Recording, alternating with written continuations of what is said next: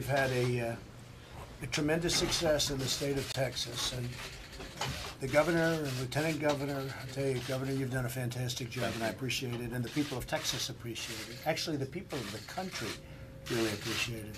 So I want to thank you very much, Sure. and maybe I'd ask you to say a few words to our friends at the press. I'll be honest with you. Well, Mr. President, once again, we thank the President for being here in Texas once again. He continues to show his commitment to helping Texans respond to the disaster of Hurricane Harvey and the flooding events. He has seen firsthand the challenges that Texans face. Through his multiple trips to Texas, he has seen homes that were destroyed, businesses that were destroyed. He has seen the needs that we have. And so the ongoing commitment that he has to ensure that Texans are going to be able to respond and rebuild is essential not just to Texas, but also vital to the United States of America because of the powerful engine for the American economy that Texas provides. So, Mr. President, I applaud you for constantly working with me and the people of the state of Texas to make sure that we recover. Thank you very much. I appreciate it. Very nice. Thank you. Ken, would you like to say something? The response from this administration dealing with this storm has far exceeded any previous administration in response to these storms. We have a lot of counties that have suffered hurricanes before. And when I talk to those county judges and those mayors, they say that FEMA has responded in a way they've never seen, faster, with more help. And it's because you were on the ground on day one and you looked at it and said, we have to fix it, we have to take care of it. And the governor's done a fabulous job. We have a long way to go and a lot of people to get back in their homes, but we are, it's the biggest storm in the history of America and the biggest recovery effort and the best recovery effort by the federal government. And by far, thank you, and by far the most water. There was never a water drop like this one. There's no question. The FEMA folks have been so incredible. Would you like to say something to the press? Sure, it's just a great team effort. So from the administration and your efforts to the governor and his team, our state and federal counterparts working hand in hand, working with citizens.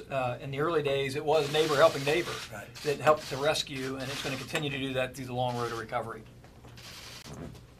And Mr. President, again, thank you. I think our ability to tailor the programs to meet the survivors' needs rather than them having to meet into the bureaucracy and the flexibility that the administration gave to us along with the governor to do that has made this the success that it is so far, and we'll keep that going forward. Well, I'll tell you, the military was so great, and the Coast Guards.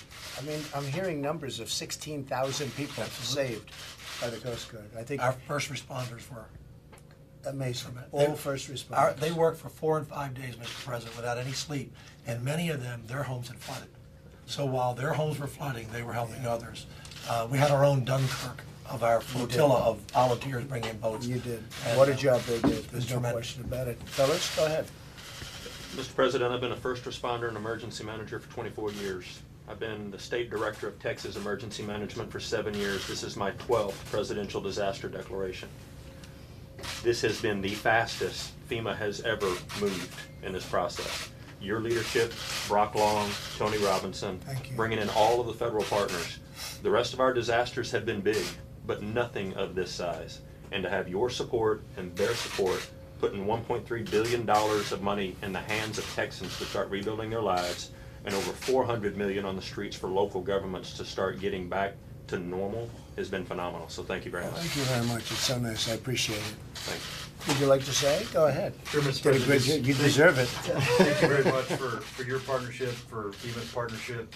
It's been an amazing effort, and we really appreciate it. Thank you. Well, thank you very much. We're very proud of our governor. We're very proud you have done something very special. And Dan, we're very proud of all of you guys. And it's true, first responders, military, everybody. And I do single out Coast Guard because people, I think it's sometimes unsung, but they were out there and they were following that, tremendous peril to themselves. They were just right on the edges and they'd follow it right in. And it was incredible. And they saved 16,000 people. Think of it. Think of what that could have been if you lost anywhere near that number. It would have been probably one of the worst, maybe the worst catastrophe we've ever had. So the Coast Guard has been so incredible, all of the military. I just want to say I'm very proud of all of you, everybody at this table, and keep it going. And we're going to look at the concept of a more permanent solution, because you do get inundated. This has been going on for decades. Houston's got some difficulty with that, and we're going to see if we can solve that on a more permanent basis. And there is a way of doing, a method of doing it, and they've known it for 20 or 25 years, but nobody's ever done it. But this governor, this lieutenant governor have been talking about it, and let's take a look at the cost and let's see if it's possible to do, because that would save a lot of money into the future. And it would also put a lot of people to work building it. So let's see what we can do. You'll come and you'll show me what the concepts are. I think the concepts work. It's a question, do the costs work? And I think the costs do work. We can make it work. There's nothing like what you went through, believe me. So if we can solve that. And this, had it been built, much of what you went through would have been very small by comparison, perhaps almost nothing. So we're going to take a very serious look at that. I'm the builder president, remember that, so I understand this. You're made for this. Yes. One of the other things we were talking about is greenboard. It's called greenboard. It's sheetrock, but it's really a very strong form of sheetrock that actually people use around bathtubs. They use it around bathtubs and showers, and it's, water has no impact on it. And if they would use that on first floors, it covers the same, you'll fix it the same. The construction guys know exactly what I'm talking about. We were discussing it, and I said, has anyone ever thought of it? And the statement was only people in the construction industry would know. It's just a little more expensive than sheetrock. Frankly, if people would do that on their first floor, that water would come in, it would come out, and they'd be back in business. You wouldn't have to rip out the whole house. So it's something I think that should be maybe in certain areas considered very strongly, and in the areas that we're talking about. I think it would be a tremendous, for a very small amount of money, make a big, big difference. And the water doesn't get through it at all. Thank you very much, everybody. We appreciate it. Thank you. Thank you very much, everybody.